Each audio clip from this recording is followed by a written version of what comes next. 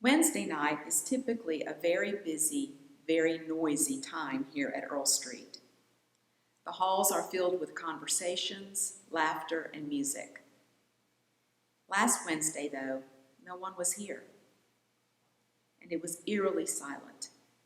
No conversations, no laughter, and no music. I missed hearing the children's choirs rehearse, and I missed being with the sanctuary choir to work on music for upcoming worship services. Music is such an important part of our church, our worship, and our lives. Sometimes, though, we just don't feel like singing.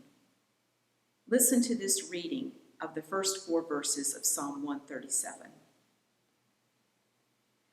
By the rivers of Babylon we sat and wept when we remembered Zion. There on the poplars we hung our harps, for there our captors asked us for songs. Our tormentors demanded songs of joy. They said, "Sing us one of the songs of Zion." How can we sing the songs of the Lord while in a foreign land? The Israelites had been carted off into exile in Babylon. The Babylonians, knowing how important singing was to their prisoners, demanded that they sing for them, not just any songs, but songs of joy and of their homeland and their God.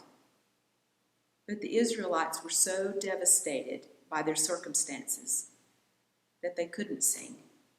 They responded by saying, "How can we sing the songs of the Lord in a foreign land?" I don't know about you, but these last several days have felt like being in a foreign land. Life is so different today than it was just a few days ago. Our everyday lives have been completely disrupted, and it's very easy to feel discouraged and fearful. As a musician, I find great comfort and reassurance in music, but my favorite sources of music here at the church are silent. How do we sing in this new foreign land? Several years ago, I went through a very difficult time in my life. It seemed that everything in my life had fallen apart, and I found that I didn't want to sing. A dear friend gave me a gift. It was a decorative keepsake box. On the box was a bird and the words, "Keep a song in your heart." I couldn't keep a song in my heart then because my heart was broken. And even if I had a song, I didn't feel like singing it. But an interesting thing happened. I started getting cards and notes from people that said things like, "I'm thinking of you. I'm sorry for what you're going through. I love you. I'm praying for you." I put those notes in my box with the bird that said to keep a song in my heart.